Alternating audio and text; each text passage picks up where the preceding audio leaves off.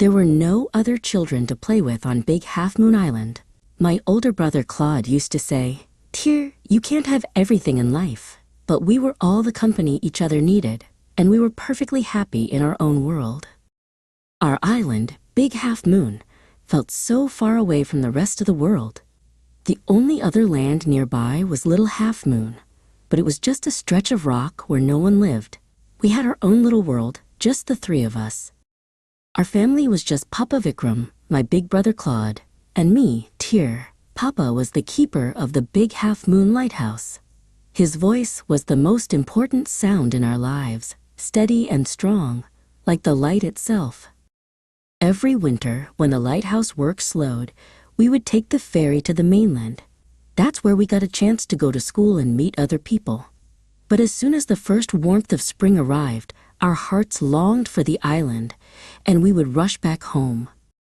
The people on the mainland felt sorry for us, thinking we were lonely. They pitied our situation, as if our lives held no fun or excitement. But they couldn't possibly know how happy we truly were. Claude and I never felt lonely. We had so much to do. Claude would become the fearless pirate captain, and I was always his loyal first mate and legendary treasure finder. We sometimes wished for more playmates, but we made the best of having just 2 players, Claude and me. We turned it into our secret strength, creating worlds that only we knew about. We never really fought, just light arguments over which piece of seaweed was the best catch or which tide pool held the finest treasure. But through it all, Papa Vikram was our rock. Papa cooked us the most delicious meals, mended our clothes when they got ripped during our adventures, and, best of all, he told us the very best sea tales every single night. There was just one question that always tugged at the back of my mind.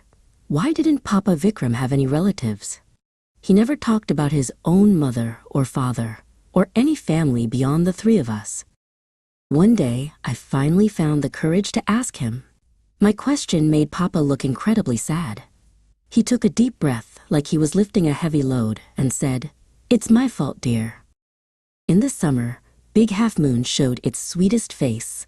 The water was a brilliant, mirror-calm blue. It was a perfect, peaceful kind of beauty. But when a storm hit, everything changed. The ocean waves roared and smashed against the island with terrifying force. The angry foam would fly so high that the nearby Little Half Moon would disappear entirely behind the spray. We had our special places, the Pirate Cave, where we kept our secret treasure, and Mermaid Pond, a quiet, muddy pool where tiny fish swam. In the pond, we would sail our toy boats and imagine great sea monsters swimming in the dark water. Our imaginations were the fastest ships on the ocean.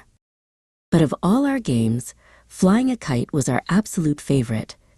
High up in the sky, the tug of the string in our hands made us feel completely free.